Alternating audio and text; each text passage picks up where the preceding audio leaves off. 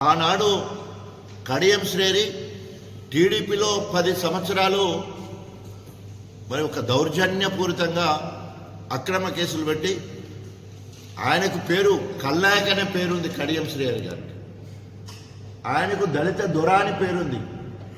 ఆ రకంగా 10 సంవత్సరాలు టీడీపీలో ఉన్నప్పుడు గణపురం నియోజకవర్గ ప్రజల ఉసురు పోసుకున్నాడు.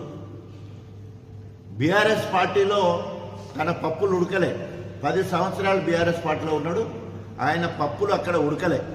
మళ్ళీ ఈరోజు ఊసర వెళ్ళి కదా రంగులు మార్చినట్టు మళ్ళా కాంగ్రెస్లో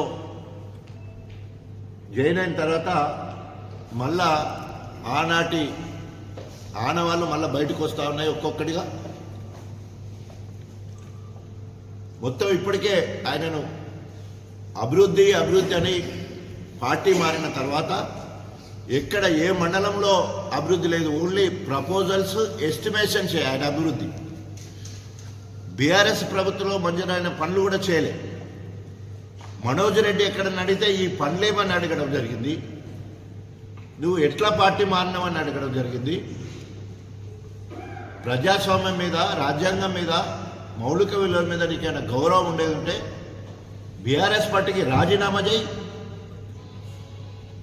కాంగ్రెస్ సభ్యత్వం తీసుకో, కాంగ్రెస్ బీఫామ్ తెచ్చుకో, నిలబడి నీ అభివృద్ధి ఏందో చెప్పి ఎలక్షన్లకు రా. బీఆర్ఎస్ శ్రేణులు ఆవురు అంటున్నారు. నేను ఎప్పుడు తరిమి కొట్టాలని చెప్పేసి, ఓడగొట్టాలని చెప్పేసి.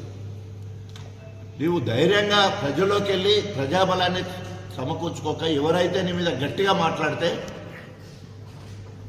వారి మీద కేసులు, అక్రమంగా కేసులు పెట్టి పోలీసుల మీద ఒత్తిడి తీసుకొచ్చి ఆయన అనుచరుల ద్వారా ఆ ఊరికి సంబంధించిన శ్రీపతిపల్లికి సంబంధించిన గతంలో మనోజ్ రెడ్డి దగ్గర